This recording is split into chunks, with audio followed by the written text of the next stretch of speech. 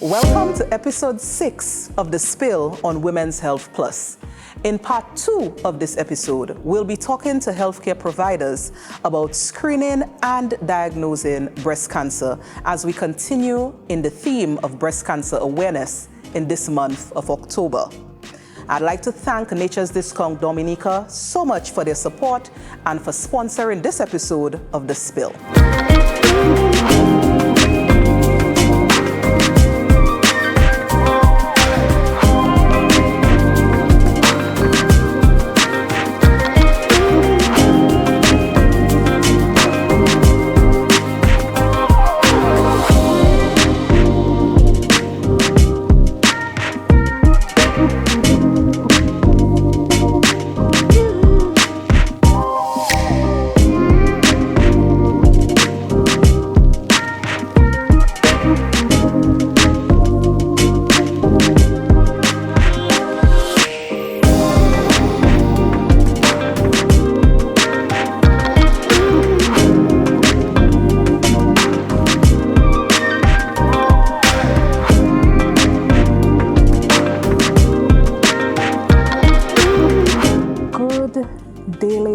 Thank you for joining me on part 2 of episode 6 of The Spill.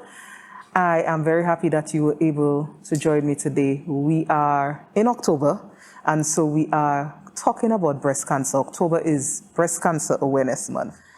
Nurse Felix, as a nurse midwife, I know you have been privy to breast self-exams and how they are done. So I wanted you to tell us on The Spill about the breast self-exam on those very important breasts of ours. How is that process like for a woman? What does she do? Thank you first and foremost for having me on The Spill. And as you said, women and our precious girls, some of them call them our girls, our boobs. And for many women, they're the first ones to detect a lump in their breast through breast self-exam. And it is something that we encourage women to do on a monthly basis. It's a simple procedure, simple exercise. Once you've gotten the steps and the techniques to do it. And it is a very worthwhile exercise for every young woman and older women to do. So you're saying once a month, a woman should check those breasts? Correct. Okay. Is it easy to do the breast self-exam correctly? It is easy after you've been exposed to the technique and to the steps. Okay. Because, there's a sequence, to do it. And, once you've learned that, after that, it's relatively easy. Okay. It's not painful, and you don't require anything except your hands and a mirror. Is there a best time of the month to do that breast self-exam? Certainly. Day 7, between day 7 and day 10, after the end of the last menstrual period. Okay. And the reason for this is because outside of that period, the hormones tend to have an influence the breast, and the breasts tend to be more, lumpy and more tender at those times. So that period when the hormones are, at bay, it's a good time, and preferably at the same time, every month. Same time every month. Okay. And Amy, you are joining us as a radiographer. You work at Medicus. And so you know about mammograms. Yes, I do. So I want to know about the mammogram procedure. What exactly is the mammogram? How is it done? How regularly should a woman have a mammogram done, and from when? Okay, thanks for having me on The Spill again. The mammogram is essentially an X-ray of the breast. Okay. So it's the way that we image the breast using X-rays.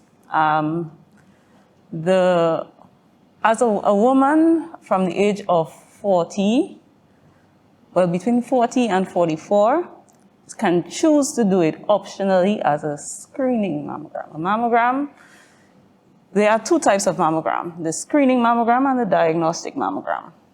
The procedure is the same. However, with the screening, you do not have to feel anything or no. You just come to do it. No screening, you can choose to start from the age of 40. And usually that goes every year from that age until about 54. From 45, you are supposed to do it every month. It's suggested that you do it every year, Okay. right? Every year. That is a screening mammogram. Up to the age of about 55, you do it every year. After the age of 55, they may suggest that you do it every 2 years. Okay. And that can go on until you're about 74. Some people choose to do it longer.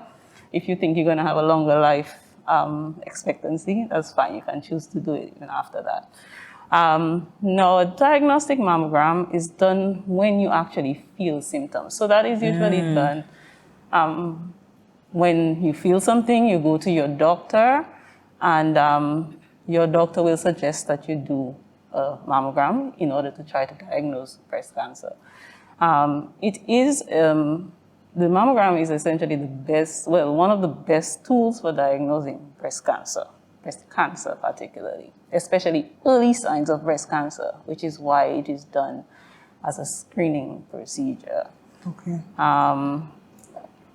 Now, if you're under 40 and you do feel a lump, whether you're a man or a woman, we have been speaking about women mostly, but if you are a man and you feel a lump, I can suggest that you also visit your doctor and they can suggest that you do a mammogram. It's not a screening, it would be a diagnostic mammogram. Okay, so there's the screening and diagnostic. Now, screening, you just said for the women would begin after the age of 40. The age of 40. Right. Yes. What would lead somebody to want to do screening, not a diagnostic mammogram? They haven't felt any symptoms or any lump, but screening mammograms before the age of 40, particularly because on our first half of this episode, I interviewed two women who, were diagnosed with breast cancer prior to the age of 40. Right. So what would prompt a woman to want to screen in the absence of any symptoms, but what could go through the person's mind, or what could be some factors that would cause you to be screening ahead of 40? Okay, what we do before 40, usually with the advice of your physician, if you have a family history of breast cancer, then you may choose to do a mammogram, what we call a baseline mammogram, before you are 40. But we usually prefer that you go through your physician to order that done for you. And if you are under 40 and you do have family history, it is suggested that you do it. If you know the age of the person's diagnosis, about 15 years prior to that, you can do a baseline mammogram. That mammogram will give you a suggestion as to what your breasts look like, and if there are any early signs of breast cancer that you may have to deal with at that age. However, it is not done as a regular screening procedure. You do that baseline mammogram. If you are normal, we wait until you are 40, and then you begin your screening. Your screening. Yes. Okay. And whilst we are talking about the mammogram, tell us how exactly is it done? What does the individual expect when they go in and they have a mammogram to be done? What should they expect? Okay, what is done when you come in for your mammogram? You choose your facility. I think we are the only people doing it right now at Medicus. You come in, I explain the procedure. Usually I make you change. You may have to take off your top, from waist up, your bra, your jewelry. If you're wearing earrings, necklaces, we may ask you to remove those as well. And then we have to do at least 2 images of each breast, so 4 images at least in all. How we do that, we put your breast between 2 firm surfaces, and we have to compress the breast. So you will feel a little pressure. Okay. So that's the part that people complain about, the compressing the breast Yes. during the mammogram. People Okay. do complain about it. Some people do. Okay. So yes, we have to compress the breast. And because we take 2-dimensional images and the breast is 3-dimensional, we have to take another one so we can get all the dimensions, of the breast. Okay. Yes. Okay. Do you have clients or have you had clients who are hesitant because of that compressing of the breast Many. feature of the mammogram? Many are hesitant. What would you say to allay their hesitancy or their fear? When they come with the preconceived ideas that it's going to be very painful, I tell them everything that you've heard, forget about it. Let's start from scratch. We're going to do your mammogram. This is what's going to happen. Your breasts are going to be compressed. You'll feel a little pressure. It should not hurt. It actually should not hurt. What you will feel is a pressure, usually. Now, I can't say that nobody will feel pain, because there are people who have sensitive breasts or conditions that make their breasts prone to feeling that sensation or stronger sensation during the examination. Usually people with fibrocystic breast disease or people with very sensitive breasts and so on. These people will feel a little bit of pain. So I ask them to bear with me and it's not for very long. It's a very short, time we compress the breast for. So yes, I have to comfort them during that time. Another thing that may cause pain and so on during the breast is if you do it at the wrong time. Just like nurse said, the best time to do the mammogram is also about between 7 to 10 days of your cycle, between day 7 and day 10. Okay. Usually we go up to day 14, but the best time is between day 7 and day 10. There you will feel less discomfort. Yes, Amy, so perception is really so important. And so I'm happy you're giving us this information about mammograms right now. I've never had a mammogram, but I've seen so much bad publicity. Oh, it must be men who designed that procedure because it's so uncomfortable. I've seen a lot of that, on social media especially, a lot of that type of negativity surrounding mammograms. Does it matter and you mentioned a man can have a mammogram as well. So does it matter how much breast tissue you have to play with in terms of the experience the person has? Actually, in my experience, I have had people with small breasts do it easily, and I have had people with large breasts do it just as easily.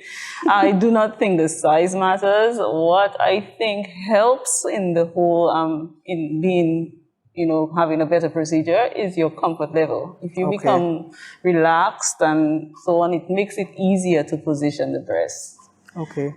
That, and then the density can affect it. Different densities of your breast can make it a little more difficult, but not impossible. Okay. Ms. Felix. No, we started off by talking about the breast self-exam. I kind of moved across to Amy to talk about the mammogram, but I want to get back to the breast self-exam.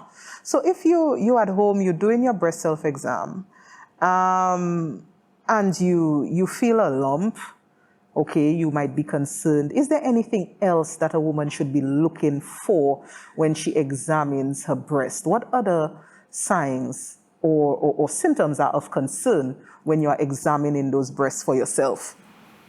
You're right. A lump is not the only problem that can be detected in self-breast exam. And in fact, the first step in the self-breast exam, we ask the woman to stand before a mirror, and she just looks at, the breast and observe. So by observing, you won't see the lump, except if it's, already a very big lump, and if there is kind of retraction, like a pulling from, the skin. She observes the breast for the color, if there's any redness, if there is any scaling of the skin of the breast, if there is dimpling, one area is deeper than the other, or one area the skin is stretching, apart. And also the nipples. If there is sudden inversion of the nipple, some women have inverted nipples normally, and but if there is a sudden inversion, the needle going inside, that is a red flag. And also if there is discharge from the nipples as well, and discoloration, as I said, of the breast. Okay. Yes, so those are the sizes of the breast. She looks at both. Each one is extra, extremely bigger than the other one. So those are what you'd observe for first. And then after the actual feeling, then you feel for lumps. For the lumps. So, okay, so if I'm doing a breast self-exam, or I am just, observing some of those things that you mentioned, like a discharge from the nipple, or dimpling of the skin, or what should I do automatically? What would be your advice? What's my next move? Immediately to seek health professional breast exam. Okay.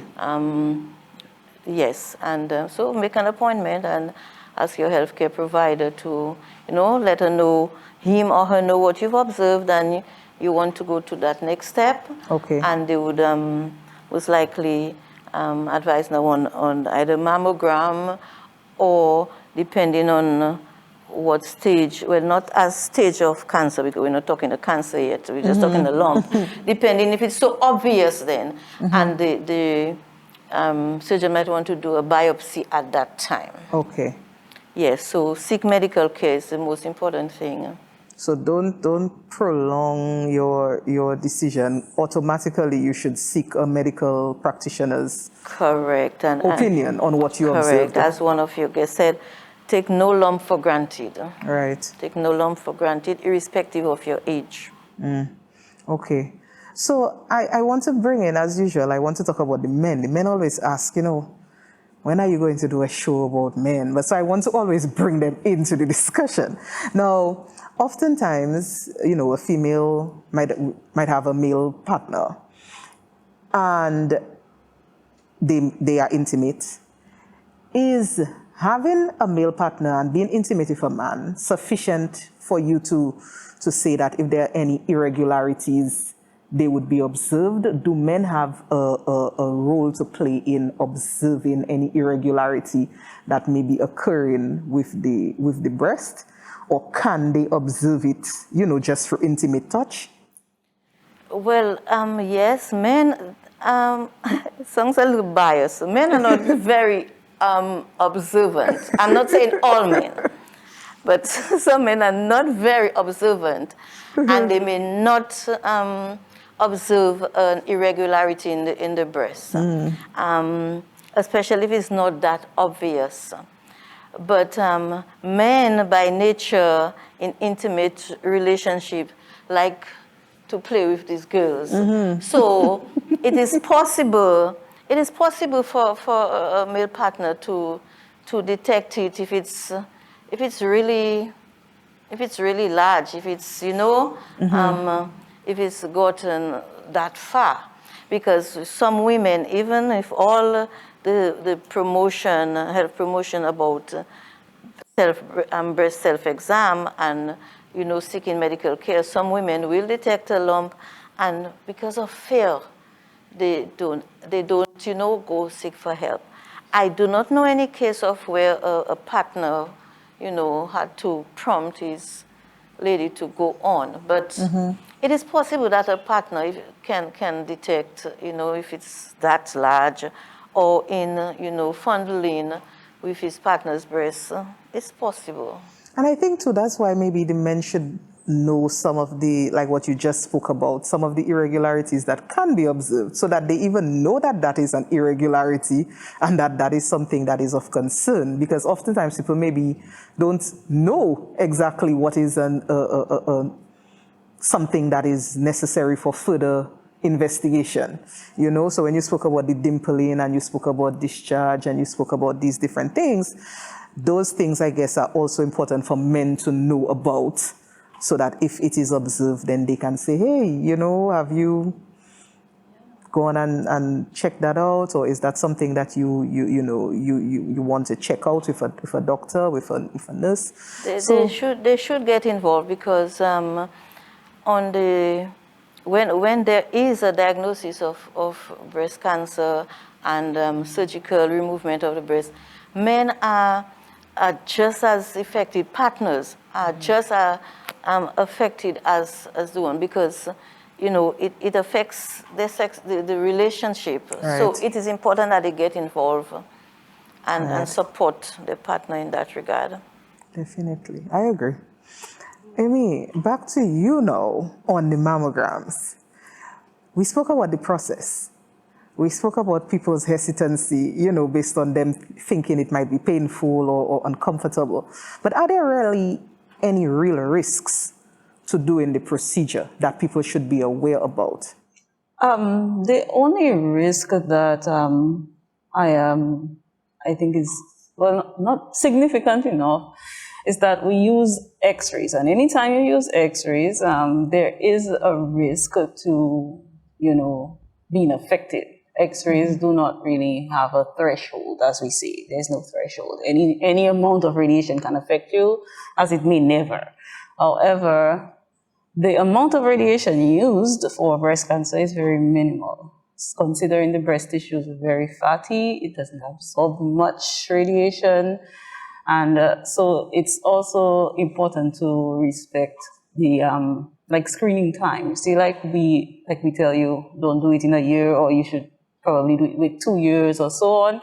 That's important, because all of this is, we look at risk versus benefit. So the benefits of mammography in diagnosing early signs of breast cancer are very good. A lot of women have survived this because it was diagnosed early and because of screening mammography. And so it has helped many people. So the benefit far outweighs the risk that, there's a possibility that it could cause, the radiation that you're exposed to could cause something, wrong to happen in your body. So that is why it's important to also, follow the protocols. If they say you do it in 6 months because they're trying to help you in that regard, then you do it in 6 months. If they don't say 6 months, wait until a year, unless you feel alarmed.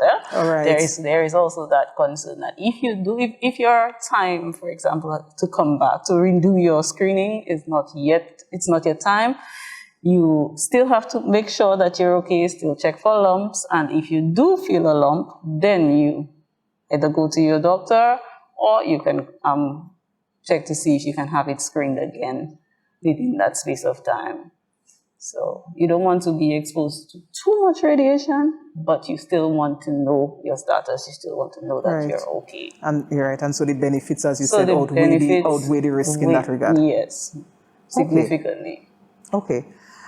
So ladies, I think that brings me to a close in terms of what I wanted to find out. I really wanted our audience to know about the two different aspects of checking the breast self-exam, and the screening and diagnostic nature of the mammograms. And to allay maybe some fears too that people have about those famous mammograms that you see so much being said about on social media. So I really appreciate you giving me your time and explaining so well to the audience about those different processes. And I hope that it's beneficial to our listening public. So thank you so much, Nurse Felix and Amy, for giving me your time and for being guests on The Spill. You are welcome. Thank you. Very appreciated to be here. Thank you.